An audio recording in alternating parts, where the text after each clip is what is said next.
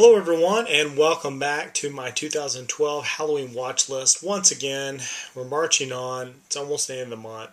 And today what I did, if you can't tell by the shirt I'm wearing, a little shameless plug of my own shirt, I've actually sat down and watched from this set that you guys actually saw me get this year in the Halloween watch list, my Monsters box set. I watched my favorite, which is The Bride of Frankenstein. Many of you probably know, if you haven't guessed, by looking at my channel or some of my older videos where the blankets in the background. This, of course, is my favorite. This is a 1935 sequel to the 1931 classic Frankenstein. I'll go ahead and use this as kind of my visual. This is my laser disc that I got recently that you guys haven't seen. I'm showing it today for the first time. James Whale returns to direct. You've got Colin Clive as Henry Frankenstein. He returns. You've got Boris Karloff, which they often refer to as Karloff, just his last name. He returns as the monster. And then you've got Elsa Lanchester, and she plays both Mary Shelley and she plays the bride. At the beginning of this film, they actually give an opening credit list, and before, where in Frankenstein, they just said the monster and it equals question mark. They didn't tell you it was Boris Karloff. They just had to, you had to figure that out yourself. It was a mystery leading up to the reveal. Well, in this one, they do a similar thing with the bride, and they actually call it the monster's mate. So officially, this is the monster's mate. But in this, the bride is at the very end. And kind of when you're building up towards that, there's a lot going on in this film. Some of it's way more ridiculous than the original Frankenstein, but of course, Karloff is there all along as the monster, and he is brilliant. And this is my favorite performance of his, because this is the Frankenstein we think of in pop culture, the monster we think of in pop culture. This is where the monster speaks. It's fun to see him bread good, fire bad, and he wants to drink and smoke, and he wants to hear music. It's very, very odd. And it's kind of like the things that you hear that are kind of made fun of. And even his look is more like what we think of in, pop culture. He is burned at the end of the first movie. So he has this very different look where there was no hair hanging down on his forehead like in the first one. It is like a different monster of sorts. He has a different look, which I really enjoy that. But I'll get into the story here. The story is an opening where Mary Shelley, the original author, is sitting around with Lord Byron and her husband, and they're just kind of talking in general. They're not really, like you'd think they'd be telling ghost stories or something because there's lightning outside and everything. But actually, what they're talking about is the thunder and the lightning kind of scares them. And then Lord Byron talks about how funny it is that Mary Shelley's afraid of things like lightning and thunder, and she's also afraid of blood, yet she's the author of this thing that is so horrific and monstrous as Frankenstein, or the modern Prometheus. So it's kind of this odd setup, and it's great because you get to see Elsa Lanchester really on the screen, because the bride part is just way at the end and it's very brief. So it's a nice balance because I just love her. So it's nice to see, that you get to see her in another scene. She's got this way of kind of capturing the screen. She has really big eyes, and once they show close-ups of her, she just has this look that really makes her photogenic.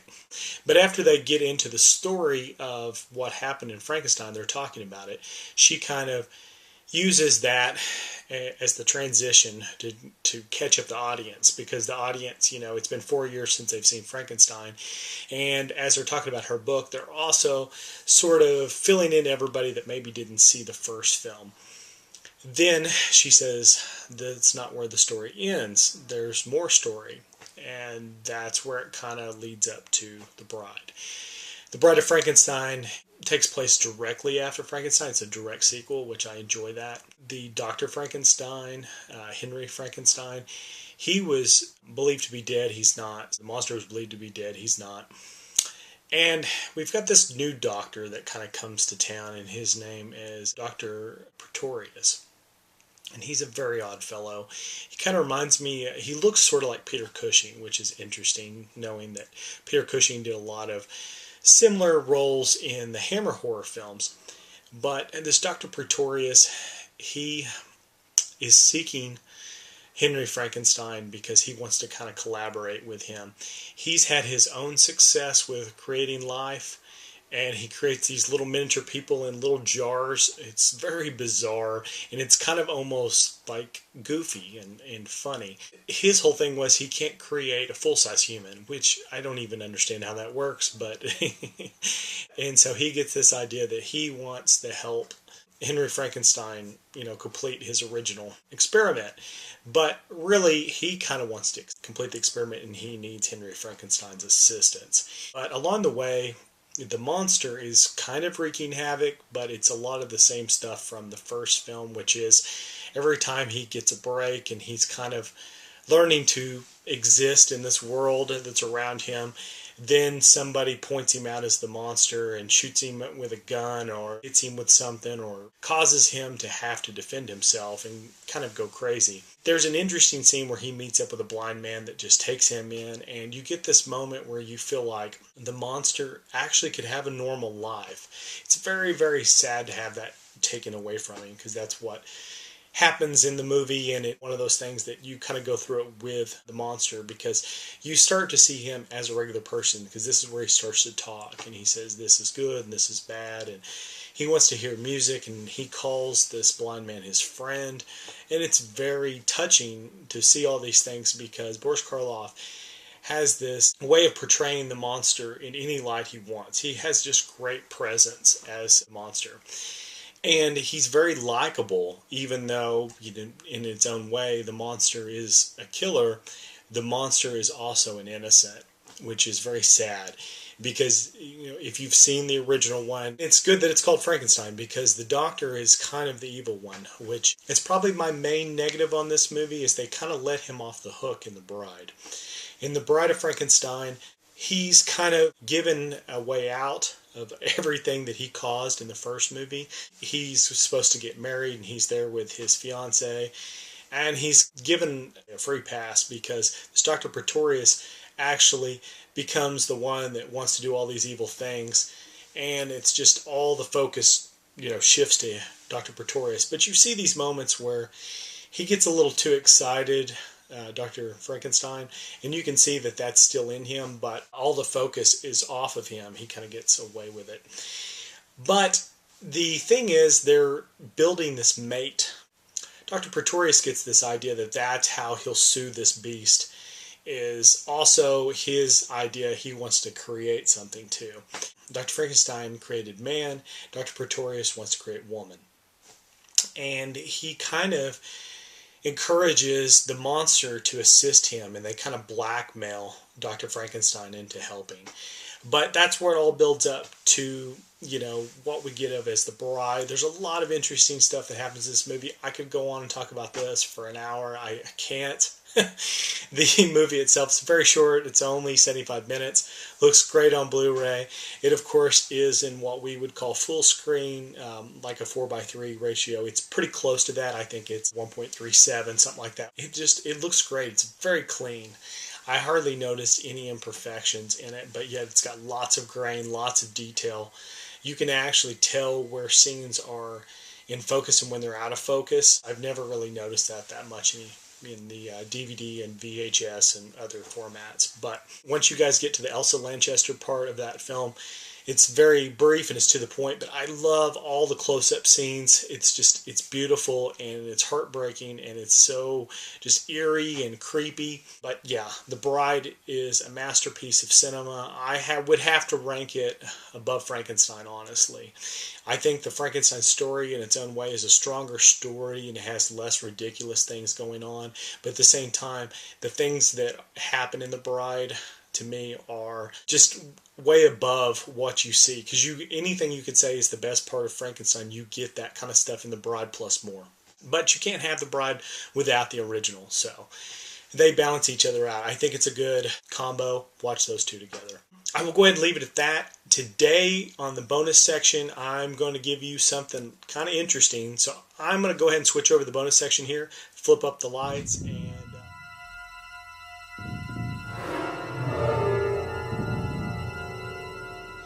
okay, I'm back for my bonus section. I have got the lights up again so that you guys can see this. What I'm going to show you is my monster cereal collection. I've had a few questions about this because over the random videos I've mentioned I'm a monster cereal fan. I'm just going to show you some of the things I've got. I don't have a whole lot of things. Of course, there's not a whole lot of things that exist. This is one that I really enjoy. It's just a giant cereal box. If you can see how big that is and how wide it is. Used to, you could go to things like Sam's, and occasionally they'd be at Walmart, and it's just called a Monster Triple Pack. And I just thought it was a cool box. I kept it, and I keep some of my collectibles in it. Here's something that I've picked up over the years, which are kind of cool. These are out of the package, of course, but these are Kubrick figures of the classic style. That's kind of what they look like. They're classic style, but they're very small, just a couple inches tall.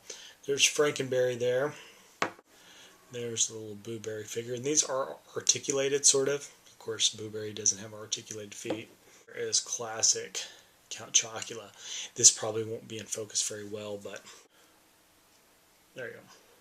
This is another thing I picked up a long time ago, probably somewhere in the neighborhood about 12 years ago. I'd say it's around 2000. These are little cookie cutters, and there's one of Count Chocula. And there's one of Boo Berry. These came in a box of cereal. I think they had a double pack where you get 2 boxes of cereal. You get the cookie cutters. I think you got sugar cookie mix for Halloween. It was very strange. But it also came with these decorating pins, which they had one for each color of the cereal. But it didn't include a Frankenberry cookie cutter, and none of them did. So I thought that was odd. These are probably not any good. That's basically probably poison at this point. The next thing I got this on a box of cereal also, and this is the General Mills Rhythm and Booze, which is a CD that tells the 13 Days of Halloween, which I think was, yeah, it says it was on Fox Family in 2001. There is a Count Chocula intro, but yeah, a little cheap CD there. The next thing I'll show here is something I got, of course, in another little promo thing for cereal, Count Chocula. I give you an idea of how old this is. This coupon expired over 10 years ago, 2002, 50 cents off a box of cereal. And if you could see the boxes of Boo Berry and Frankenberry and Count Chocula on there, they look ancient. But it's a little bitty beanie type Count Chocula.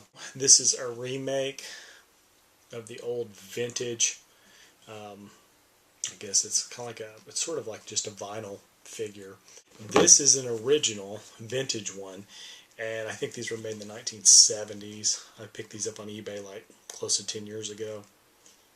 But you can see the remake here, and kind of like a dog squeaky toy is what it sounds like. But yes, they're roughly about the same. I think they're made from a similar mold.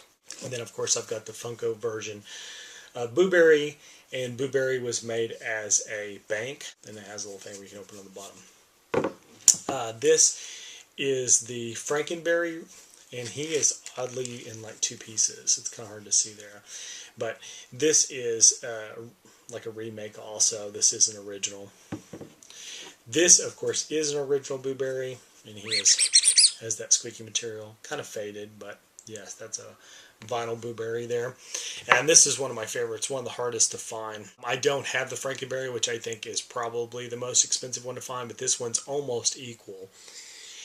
And that is the Fruit Brute, which was a 70s character. He had his own cereal in the Monster line.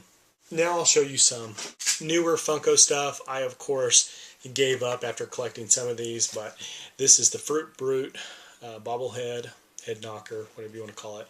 I like it because he actually has the old cereal box design, which is super cool. Count Chocula.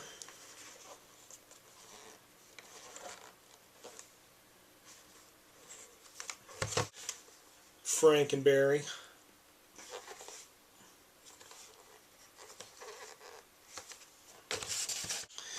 Boo Berry.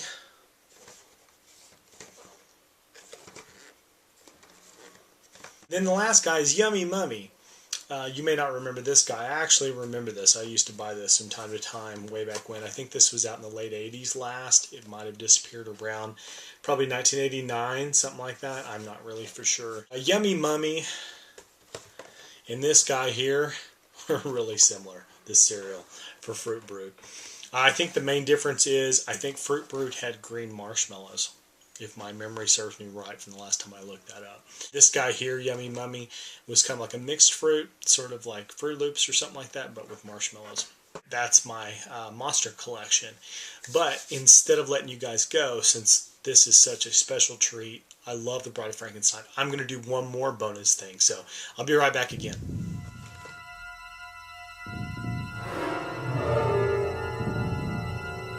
As you can probably tell, I'm a big fan of Monster cereal. So what I thought I would do is try to get some of the Monster cereal little bars. They've got like some kind of cereal breakfast bars. I couldn't find them. It made me mad because I wanted to try the Count Chocula bars so bad. So I went ahead and got the cereals. Decide right now which one I should try, which one I should eat. Is it going to be the Count Chocula? Is it going to be the Frankenberry? Is it going to be the Boo Berry? Which one's it going to be? Which one's it going to be? I'm going to pause the video here. You guys use your mental telepathy and you vote mentally with ESP and let me know which one you want me to eat right now. So let's pause the video.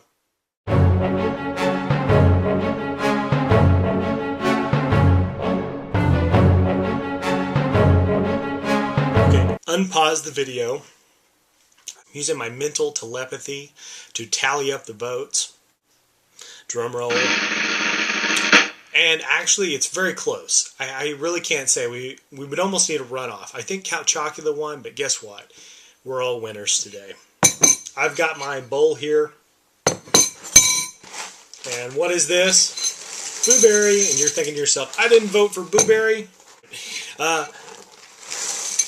Oh, it's Frankenberry. Oh, it's going to be a berry mix. Maybe that's what it's going to be. You like Frankenberry? But Cynical44, I thought you said Count Chocula was the one that won. Well, guess what? It did. Like I said, we're all winners here. Yeah. Whoa, Count Chocula. Now, as you can see here, it's in layers. Whoa. The blueberry just fell on the floor. See it? Can you see it there? All mixed up. Got my trusty milk here. I'm trying to keep my cat at bay. He loves milk. Oh, look at that. It's all coming together. It's the monster mix. Have you ever done this before? You know, honestly, I've never done this before. And I actually had hoped I'd be able to do it for you guys. I've always wanted to do this since I was like a little kid. And actually, when I was a little kid, the thing I wanted to do more than this was to mix it with the Yummy Mummy also. But unless I want to die of food poisoning, that will not happen. My first attempt at the monster mix. Look at that there. Can you see all of them? The Boo Berry Ghost and the Count Chocula Ghost and the Frankenberry Ghost.